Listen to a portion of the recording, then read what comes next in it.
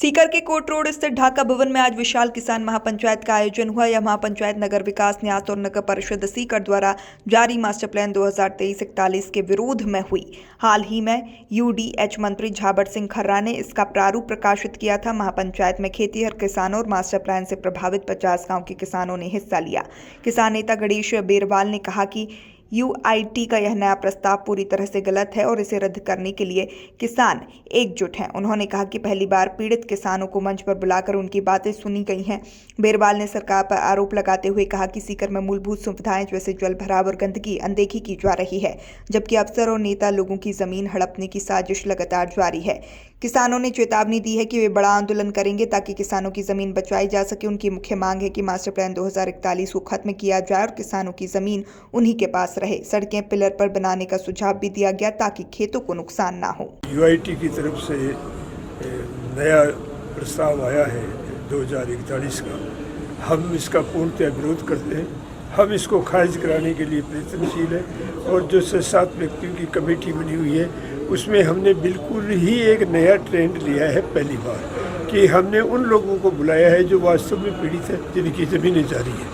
और यहाँ इस हॉल में आपने देखा होगा पहली बार हमने एक अंग्रेजी परंपरा को समाप्त किया है। अंग्रेजों ने एक सिस्टम था, बड़े आदमी ऊपर बैठते हैं, छोटे आदमी नीचे बैठते हैं।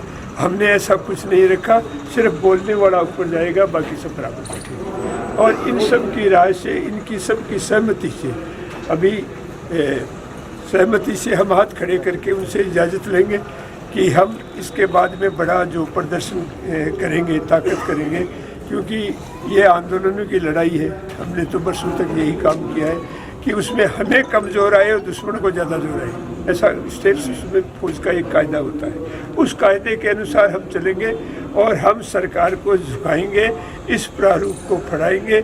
जिनको ये हालत ये है कि उसमें इतनी तकनीकी खामियां, उसको ये पता नहीं सीकर में पावर हाउस कितना बड़ा है, उसको बढ़ाकर लिखना नहीं आता, उसको जिगर लिखना नहीं आता और किसी चीज़ का पता नहीं।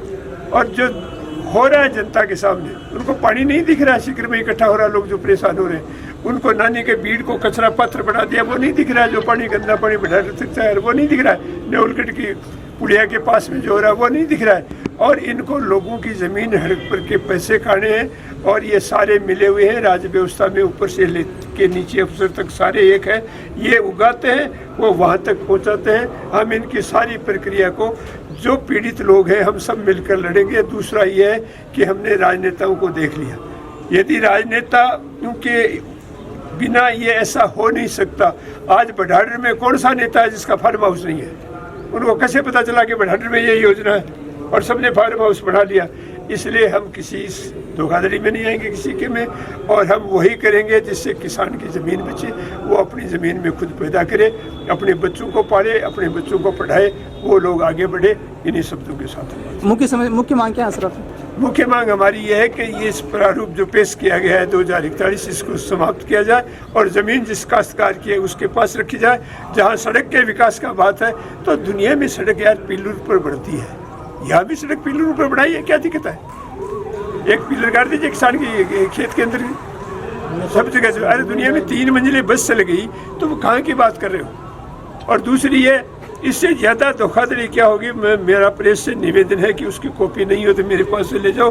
अरे फोटो लक्ष्मणगढ़ के किले की दिखा दी और दे दिया देवगढ़ नाम। इसका मतलब यह है कि जिन्होंने बनाया वो सीकर नहीं आए और जिन्होंने लागू किया उन्होंने इसको पढ़ाई। यार ठीक। सभी दर्शकों को नमस्कार, आदाब। आप देख रहे हैं जनमानस शेखावाटी न्यूज।